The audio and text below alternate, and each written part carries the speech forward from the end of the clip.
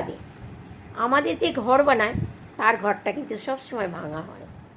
আমরা যখন হোটেলে খাবার খেতে যাই, রেস্টুরেন্টে, যে ওয়েটার আমাদেরকে টেবিলে খুব সুন্দর করে সাজিয়ে খাবারগুলো খেতে দেয়, তার কিন্তু ঘরে কেউ থাকে না তাকে সাজিয়ে খাবার খেতে দেওয়ার জন্যে। সে হয়তো এতটুকু খাবার পেল, নিজে নিজেই নিয়ে নিয়ে কোনো রকমে খেলো। আমরা জুতো ছিঁড়ে গেলে যখন জুতো সেলাই করবার জন্য মুচির কাছে যাই, ওই মুচিটাকে আমি অক্ষর দেখেছি পায়ে হেঁটে, খালি পায়ে সে তার বাড়ি পৌঁছায়।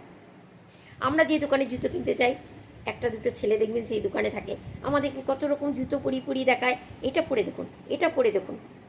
কিন্তু জানেন, তার পায়ে কিন্তু একটা ভালো জুতো থাকে না, সে কিন্তু একটা ছেঁড়া জুতো পরেই সে তার দিন কাটায়।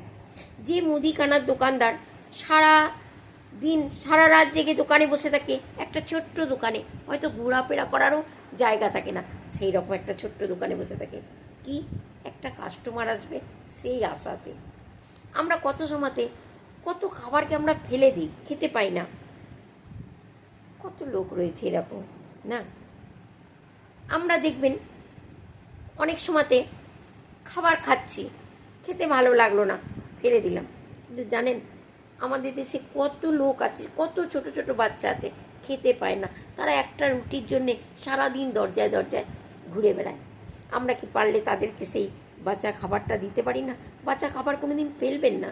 বাঁচা খাবারটাকে নিজের প্লেটে অতটাই খাবার নেবেন যতটা আপনি খেতে পারবেন, এর বেশি নেবেন না। আপনি দেখবেন, আপনি যখন রিক্সায় করে যাচ্ছেন, যে রিক্সাওয়ালাটা আপনাকে টেনে নিয়ে যাচ্ছে, অনেক সময় দেখা যায় তার শরীরে কোনো হিম্মত নেই, তার শরীরে কোনো তাকত নেই, তবু সে আপনাকে টেনে ঠিক কষ্ট করে নিয়ে যাচ্ছে। এমন দুর্গম জায়গাও আসে দেখবেন, একটু উঁচা জায়গা, স্লোপিংয়ের মতন জায়গা হয়, সেখানে চড়বার জন্য রিক্সাওয়ালাটাকে কত মেহনত করতে হয়। অবশ্য আমি এমন মানুষও দেখেছি, সেই সময় সে রিক্সার থেকে নেমে যায়, বলে তুমি রিক্সাটা টেনে নিয়ে চলো, আমি ওইখানে গিয়ে বসবো। আবার এমন মানুষও আমি দেখেছি, এত মোটা মোটা মানুষ রিক্সার মধ্যে এমনি করে বসে আছে, চলো আমাকে টেনে নিয়ে, কেননা সে পয়সা দিচ্ছে। এমনই দুনিয়া আমি দেখেছি।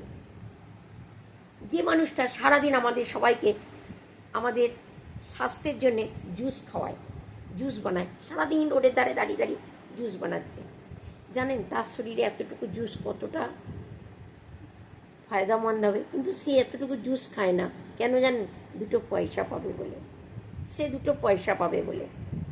আমি এমন মানুষকেও দেখেছি সারাদিন অনেক অনেক মেহনত করে সারাদিন পর 50 টাকাও পেতে, 50 টাকার জন্য সে সারাদিন কঠোর মেহনত করছে। আর আমরা ঘরে আমাদের ছেলে মেয়েদেরকে 50 টাকা তো আমরা ইউই দিয়ে দিই, এমনই উড়াতে। সেভ করতে শেখাতে হয় বাচ্চাদেরকে, যেটা আমরা শেখাই না। আমি নয়, আমার মতন এরকম অনেক লোক আছে শেখায় না, কিন্তু আমার মনে হয় এগুলো করা উচিত আমাদের। আমাদের সমাজে এরকম কত কত উদাহরণ আছে, যে উদাহরণ দিতে গেলে কখনো শেষ হবে না এই উদাহরণের। তারা সবসময় আমাদের সেবা করছে। আমাদের কুঁড়োওয়ালাটা দেখুন, সারাদিন আমাদের ঘরের কত জমা নোংরা সব উঠিয়ে নিয়ে যাচ্ছে সে, কিন্তু জানেন তার ঘরটা গিয়ে দেখুন, তার ঘরটা নিজেই কত নোংরা হয়ে রয়েছে, অথচ সে আমাদের ঘরের নোংরা উঠিয়ে আমাদের ঘরটাকে সাফ করে দিচ্ছে। সেই জন্য সমাজে সবাইকে সম্মান করো, প্রত্যেকটা মানুষকে সম্মান করো। প্রত্যেকটা মানুষের জন্য আমরা একে অপরের সাথে ওতপ্রোতভাবে জড়িত, কিন্তু আমরা অনেক ছোট করে দেখি সমাজের এই ছোট শ্রেণীর লোকগুলোকে। এমন করবেন না।